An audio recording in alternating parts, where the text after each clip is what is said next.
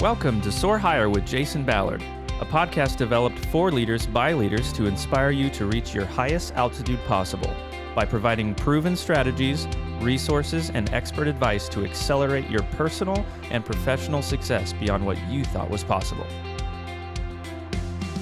Well, hey everybody, welcome back. I'm Joel Weiland, one of your hosts, and I'm joined today by your main host, Jason Ballard, and today we're going to be talking about goals, how to create and attain the path to your personal success. Welcome back to the show, Jason. Hey man, good to see you, Joel. Man, it's good to see you, sir. It's been about a week since we've been here recording, and we're very glad that you've come back to listen to another episode of Soar Higher. We have kind of transitioned out of our series on COVID business, or business in the post-COVID world, and we're kind of starting to get down into the individual things that people can work on to just reach their next level of success. So last week we talked a little bit about how to figure out if maybe you're kind of stuck in your career path, if there's some things that you need to understand about yourself to be able to move forward. And so what we're going to talk today about is goals. And I can think very specifically about a lot of conversations that I had with my father, who I look up to very much, about goals. If you fail to plan, you can plan to fail. That's what it was. There you go. Go ahead and say that. I couldn't remember the first part of it. We'll pick up where you basically, like something my father just said. Yeah. So don't worry about saying that again. I'm going to switch the camera to you and just say, in a kind of a continuous pattern of you have been already saying, and you're not starting a sentence with this, but you're mid-sentence and you're saying that what your father used to say. Go ahead and do that when you're ready. He always used to say, if you fail to plan, you can pretty much just plan to fail. And today we're going to be talking about that. So Jason, tell us a little bit about goals, what they are, how people can set them, and how they can actually attain them. Yeah. Well, an interesting fact out there that most people don't really understand is that only 15% of the people out there in the world actually truly have goals. And interesting, of those, 4 out of the 10 actually accomplish the goals. Wow. Even if you have goals, seeing them through, overcoming the challenges that may come your way after you've set the goal, you've set the course, and you're taking, the appropriate steps to get through and achieve those things, powering through all the way through the end and actually achieving the goals, people struggle with that. Hey, ain't that the truth? And those are some actually pretty staggering numbers. I mean, I guess if I really think about it, just the people that I see, driving to work, the people that I talk to that I would say are somewhat content with the trajectory of their life, kind of something that you've talked about before, that they are potentially being disrupted versus being disruptors. I can definitely see how people can very easily avoid taking control of that aspect of their own lives and not planning and not setting goals at all. Yeah. So it's scary, but it rings true. Well, it's a numbers game, right? So they say the top 1% of the world, the top 1% has all the wealth out there in the world, right? Well, why is that number so low? Well, it's for a number of things, right? Number of reasons make that up, but 1% of the people in the world that we know today actually have the wealth of the world, right? Well, break that down into who are some of the most successful people. Now, success doesn't mean money. It doesn't mean, it can mean a lot of different things, how you define success for you. Not everybody needs to be a zillionaire to be successful, right? That is a form of measuring. But if you study the most successful people in the world, there is a common denominator. The common denominator is they all have goals. Yeah. Focus on the goals and actually complete goals. Then set some new goals. They set the bar a little higher next time. And so once they complete the goals that they have for this month or this year or whatever that may be for, then they're continuously striving for the next round of goals, the next set of things they need to be focused on. And it's really not about the goal or what number you put around the goal. It's really about the mindset around it, and more importantly, the habit patterns around it. People that set goals that go through the process of working on those goals in a very positive and creative way and actually achieve the goals. Because remember, Joel, life rewards action. Life rewards results. Everything else is just a dream. It's, it's just a wish. A goal without a plan is just a wish. Yeah. Well, a lot of people have a lot of wishes. There's a lot of people that have dreams and thoughts about what could be and what should be, but those that can actually, put that down in writing, put a goal around that, and actually execute that continuously, they create a habit, they create a mentality, they create a lifestyle around living that way that allows them to be successful year after year after year after year. And there's some great examples, right? So think of Oprah Winfrey. Oprah Winfrey came from nothing. She was poor and she had a tough upbringing and had some bad things that happened to her.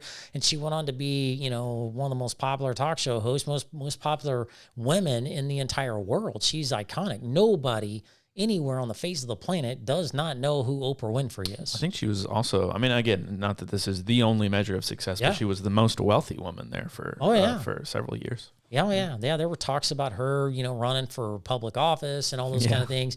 But you think of other iconic people, Brian Tracy, one of the greatest business minds of the world, Tony Robbins, great motivational speaker, coach. In fact, Tony Robbins actually was Oprah Winfrey's personal coach. When she was going through some things and, wanted to figure out how to kind of take her step to the next level.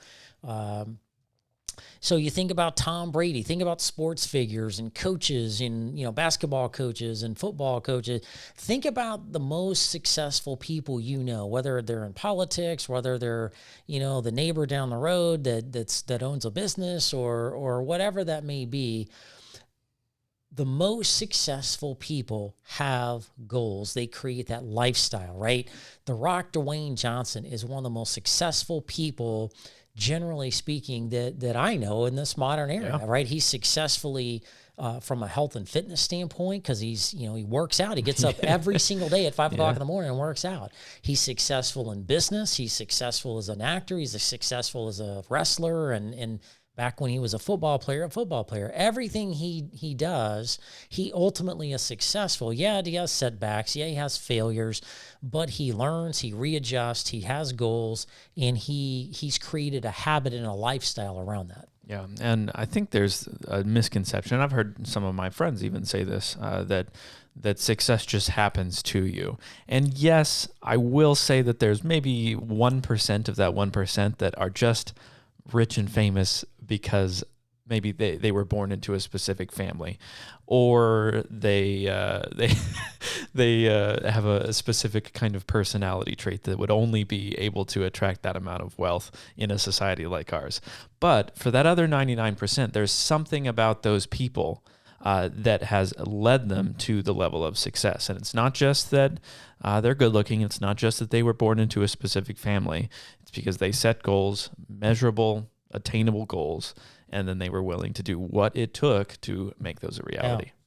So there are some common misconceptions out there. Oh, you're born into wealth, or you got this handed to you with a silver spoon in your mouth, and all those kind of things. And yeah, some people may have had some privileges given to them. They may have been born, in a certain situation that gave them a leg up over somebody else. But it's not about the lemons that are served. It's about, can you make lemonade out of it and sell it and do well with it? True. Right? And I want to say that most of the stories that you hear walking down the street most of the time are the people that didn't come from, I would dare say, this is kind of a loaded word, but privilege. Yeah. You hear of, or you actually hear of a lot more stories of people that have come from privilege losing that money. You got it. That's right. That stuff handed to them has actually been detrimental. Yeah. You think about people that win the lottery and 5 years later they're broke and, on the brink of suicide. Success is a lot of things to a lot of different people, but privilege and wealth and all that, it really doesn't matter. It's a lifestyle, it's a mentality, and how you do that, right? Colin Powell, one of my mentors, he came from the Bronx back in the day when the Bronx in New York was a really, tough, struggling neighborhood, and there was crime and there was, poverty and just a lot of struggles. And he made it out of there. He found a way to connect to something that was important to him, and he got involved with ROTC, got into college through ROTC, and then he went on to be 4-star general, chairman, Joint Chiefs of Staff, Secretary of State, and almost President of the United States. If he would have stayed in the race long enough, I think he would have ended up winning it, but decided to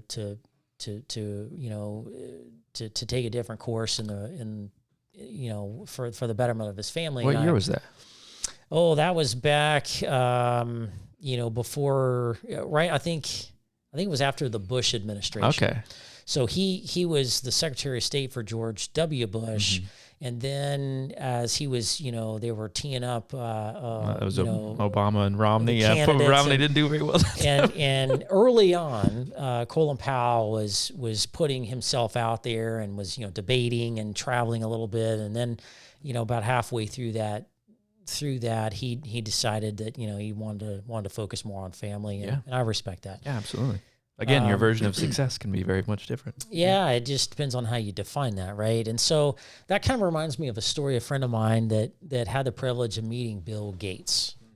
Bill Gates, arguably is, one of the most successful, one of the most wealthiest guys, created Microsoft in the garage with a couple other folks and took it to this, global empire of software that everybody has and, can't live without, right? And just genius in many ways, but he's also successful as a philanthropic person that's out there with charities and helping people of all shapes, sizes, and colors be successful in a lot of different ways in his charitable things that he's doing these days. He tells a story. He goes, I had this opportunity with some software, and I got an opportunity to meet Bill Gates. Knew some people, got a meeting with Bill Gates. Bill Gates liked his proposition, wanted to learn more about it, invited him over to his house. He's like, all right. They're in Bill Gates' house. Big, nice, luxurious house on the West Coast. And he says, okay, so what are your goals? So he's like, oh, I'm glad you asked, Mr. Bill. And he plots out his goals, and Bill Gates sitting there, and he's all relaxed, and he's just kind of studying and listening and watching. He's like, well, thank you for that. Those goals are very cute. And he's like, cute? What? He's like, follow me.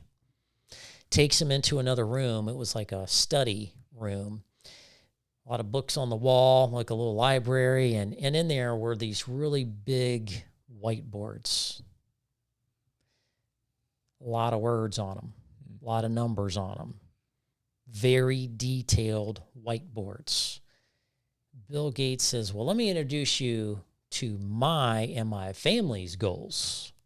And this guy was blown away. I mean, this whole room is full of these goals, and they broke down in minute detail all these different details about their personal life, professional life, business goals, life goals, fitness goal, whatever.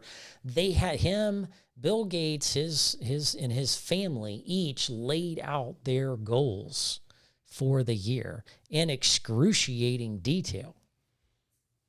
And had family meetings to which they would go in, look at those things, and evaluate those things, hold each other accountable, help each other out. And the family was obviously very, very successful. They're all very successful, right? They created those habits. They created that as a lifestyle of how they live their life, how they think, how they make decisions. I mean, it's all based off of, the life we want to live, the success we define, the comings and goings of how we're going to do things our way on the level we want to each and every single day. And they had that mapped out, and he was blown away. And so Bill Gates says, well, why don't you go back, work on your goals some more, and when you come back, we'll work through that, and then we'll move forward. They later moved on and decided to work together, and it all worked out, and it was a very good success story. But the power of goals will take you further than you ever even thought possible if you do them right. And so on that note, doing them right, you mentioned something very specific. It was the word habits. Tell us a little bit about how habits and goals go together. Yeah, so there are reasons why people don't have goals. There are reasons why people that do have goals don't even accomplish the goals. And so let me give you a couple snippets of those, and you can ask yourself, is that me? Does any of this resonate with me? One of the first and foremost things that prevents people from having and accomplishing goals is nothing is written down anywhere. There is no plan at all. And my golden rule is if it's not written down, it does not exist. It's not notes. For real. It's imaginary. It's just a thought bouncing around your head that never goes anywhere, right? You have to be specific and write them down. People don't have a plan. Another thing that prevents people from creating goals or accomplishing goals is being in reality. Sometimes people think things are a certain way. Oh, it's easy to be rich. I want to be just like the Rock, Dwayne Johnson. I want to be just like Bill Gates. And here's what they were doing. And then they think they can go out and just do that immediately when it's taken people years to build up to those levels of success. And so the reality, the unrealistic expectations they have in even thinking about goals never goes anywhere because it's not even realistic, right? And so they get frustrated. The goals are too lofty, too big, too vague, too unclear. And then they get frustrated, they get confused and lost it, and they end up quitting. They just do nothing with it. You'll see that a lot at the beginning of the year. In January, what does everybody do? Got to have those resolutions. New Year's resolutions, right? Lose weight, go to the gym, eat healthier, spend more time with the kids, blah, blah, blah, blah, blah. And everybody kind of gets excited and they're motivated. It's a new year, new whatever. And statistically, 95% of the people that start off doing something new and different and exciting, by the end of February or March, goes nowhere. They stop. Gym memberships cut way back, and people kind of slide back into what? Their old habits. It takes people 9 times to do something, to create a new habit.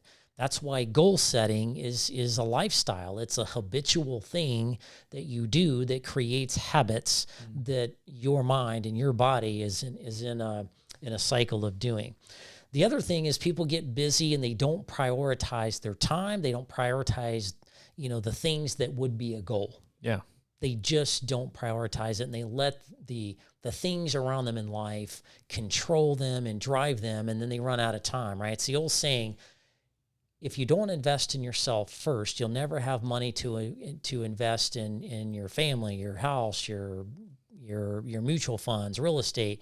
Always invest in yourself first, then pay the bills, right? Well, it's the same thing. Prioritize your life, your goals first. If not, won't go anywhere. Yeah.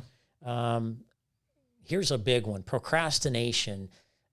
People procrastinate. They get in their own head. They get to thinking about the what ifs and he says and she says and keeping up with the Joneses and they look for ways to make excuses, right? They call it analysis paralysis. And that numbs the brain. It demotivates people and they go nowhere. And then lastly, they compare themselves to others and they lack accountability in the process. I want to be like, Joel. I want to be like Dwayne Johnson. I want to be like Oprah. I want to be like somebody. And it's too far of a comparison, right? How about compare yourself today to the new person you need to be in 6 months or a year?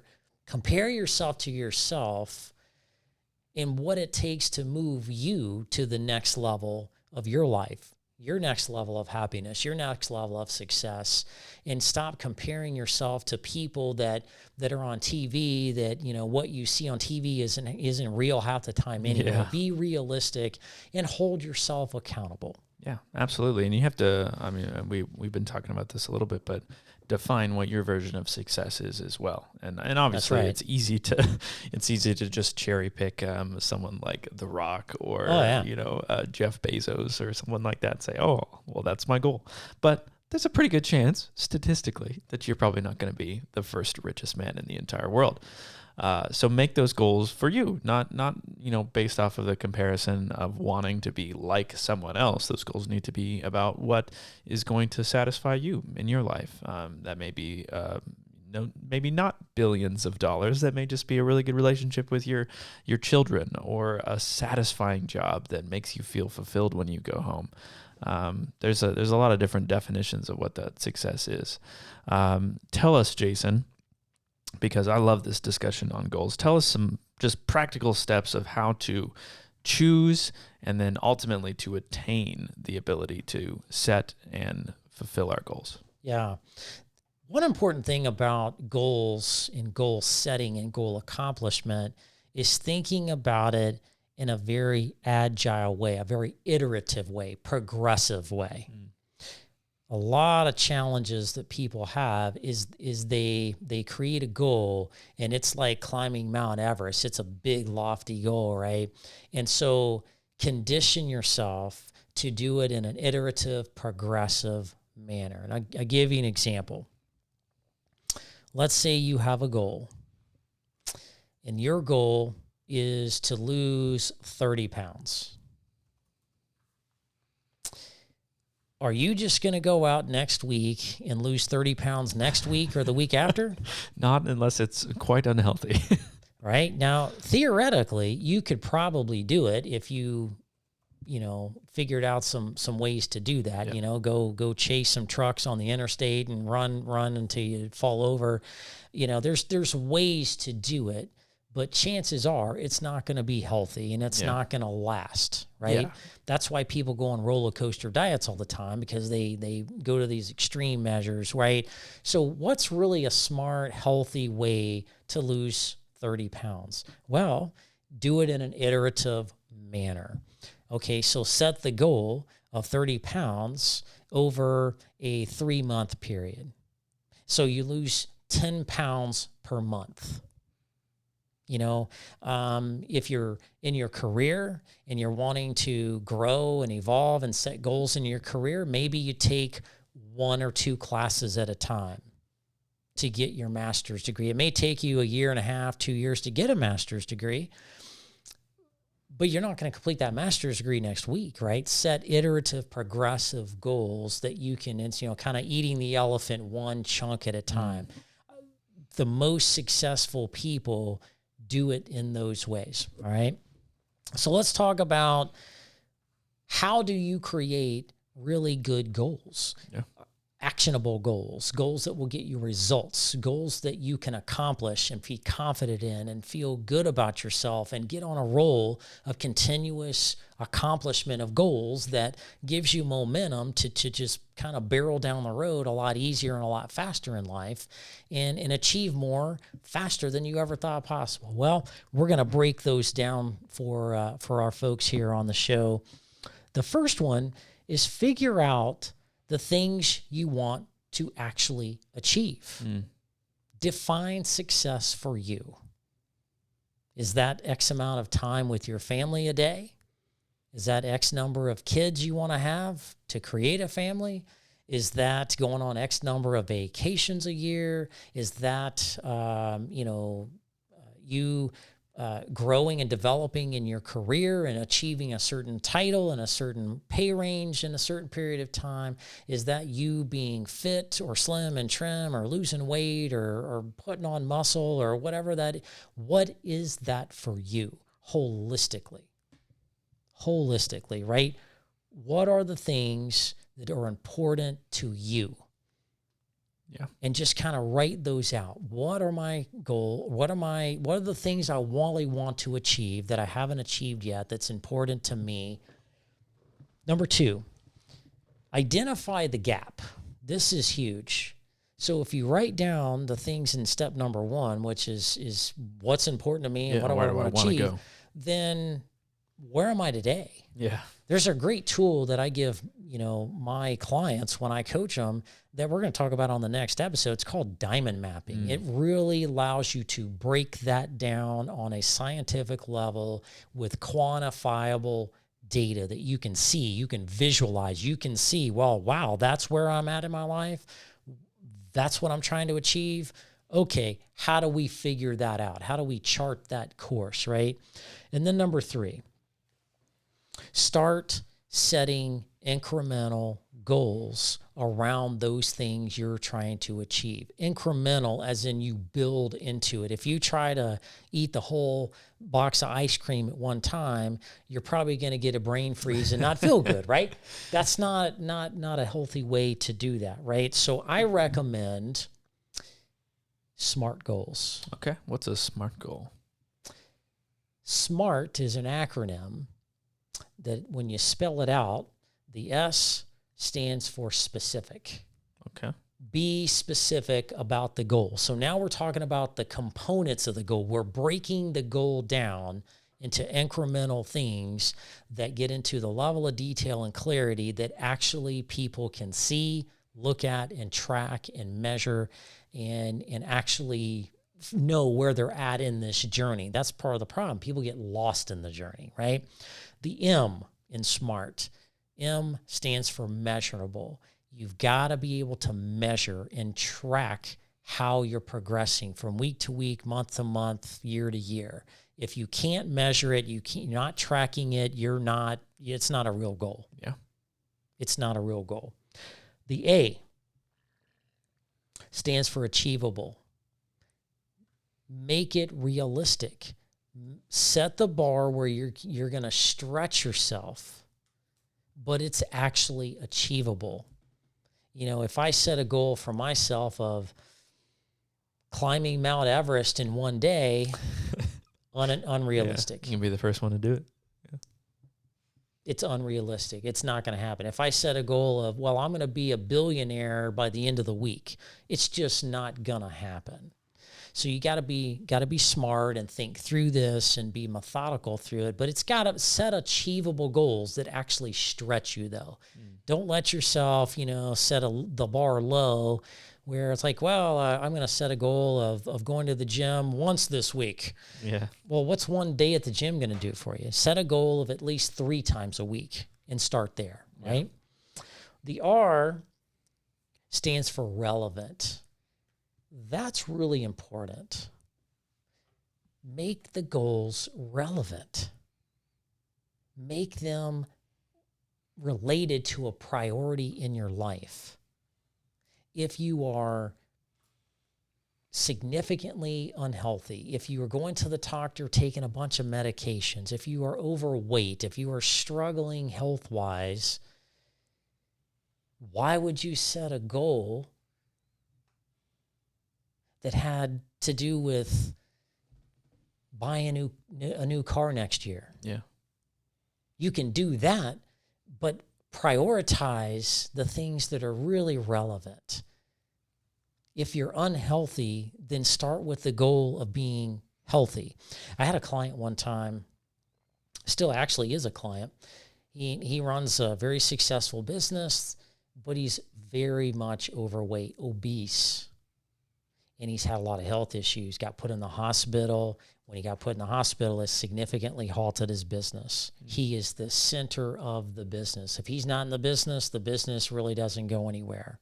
He's got a few employees, but he really is the heart and soul of that. And he had some significant health issues that took him out of the game. And when we were working on goals, working on a strategic plan, working on things to take his company from point A to point B to achieve and scale to the next level he wanted to scale to, I actually did take him through the diamond mapping exercise. That's cool. And when I had him put some goals together, there was no goals around his health. It was all business, all work, all, go, do. And I said, well, hey, what about health? Yeah, I'm working on that. We'll figure it out. I was like, well, you can't give what you don't have. And he's like, what do you mean by that? I say, well, You can't give to your clients, you can't give to your employees if you're not there. Yeah. Absolutely. If you're not healthy, if you can't get up and down the stairs, if you can't do things without needing oxygen machines to breathe, what good are you? Are you really doing good? It takes you longer. You're stressed. You're tired. This is, without your health, you have nothing. And I made him reprioritize his health as number one. He just didn't want to deal with it because it meant significant change to his habits. And he didn't want to give up the sodas and other things that contributed to him getting in the situation health-wise he was in. But as the coach, I said, well, I guess I'm not going to be your coach very long because I don't think you're going to live long enough to see the results of these goals you have in your business. Dang. And we had some very hard conversations there. The diamond mapping, assessments and stuff that we did really reset his mind, and he got down to real, come to Jesus moments there that allowed him to do that. All right. And then the T in SMART stands time bound. You have to have a time limit on the goals or you'll never get them done. Yeah. So I'm going to lose 30 pounds in 3 months, and I'm going to do it 10 pounds a month. And so you can measure that, track that, create a journal, write down how much you weigh, how many times you went to the gym, how many calories you burn, and you start getting into those things and you start working that, monitoring that, and making adjustments to that through that process. You will lose the 10 pounds a month, and you will achieve the ultimate goal of losing 30 pounds in 3 months. It has to be time bound or it's meaningless. Yeah, people absolutely never will actually accomplish it. Mm-hmm. So when you implement the SMART goal methodology, it is a proven method every single time that will get you results. Excellent. So we've talked about identifying what we actually want, identifying the gap where we're at now compared to where we want, and then setting realistic goals, SMART goals. What else can we do? All right, a few more things. One, once you've gone through the goal setting process, you need to share the goals. Share them with family, friends, your pastor, a mentor, a boss, a coach, somebody that you trust, that can look at that from an outside perspective and ask you really hard questions. Well, why did you pick this versus that? Well, Are you sure you want to do that? Well, what does that mean? Well, what is that? And have somebody walk you, kind of ask you those questions, walk you through that process, because it helps you ensure that whatever you've got down as goals is most relevant. It follows that SMART methodology. It's most relevant. It's prioritized. It's realistic, and people can hold you accountable to it. Accountability is key. In fact, you need to ask for an accountability partner, whether it's your spouse or a coach or a boss or whoever. Have somebody that has a copy of those goals that says, Joel, it's been a month. How you doing on your goals? Yeah. Let's talk about it. Real accountability. Real, true accountability. The fifth thing you can do is build the habits. Okay, how do you do that? Create a block schedule. Program in these goals, these priorities into your schedule ahead of work, ahead of all the other things in the world that you do. Do them first. Put them on the calendar, make time, be disciplined to that, and then do everything else around it, because your goals should be the most important thing, whether it's business, career goals or business goals, work goals. That's the most important things you need to be focused on. Yeah. Why do it if it's not, if it's not most important? Why create a goal, right? If it's in your personal life, same concept. Whatever those priorities are, map those out and put them into a block schedule. Put them into the calendar, program them in, get your mind and your body into the new lifestyle of that new habit every single day, every single week. Mm-hmm. You are walking through that process, and it will build a new you that will allow you to be more successful without you even trying. The next thing is just continuously improving. As you complete goals, continuously be looking at ways to continuously improve that goal. If you ran a mile in 9 minutes, okay, great. How do you run a mile in sub 9, sub 8, sub 7, right? Continuously challenge yourself and give yourself the ability to stretch and not make things easy for yourself. If you're doing things, it's like you go to the gym, like, I'm going to bench press 200 pounds today, and you go in there and you bench press 200 pounds over and over and over. Great, but you're not doing anything. Yeah, you're not going to advance. You're not doing anything with that, right? And last but not least, and I think this is most critical, and most people don't do this, is celebrate success, right? The most rewarding thing you can do is set a goal, go through this process we've been describing today, have accountability partner, have coaches pushing you through it. You go through it, you achieve the goal when you want to achieve it, and you have success. At that point, celebrate it. Go out with your friends, go out with your family, celebrate that success.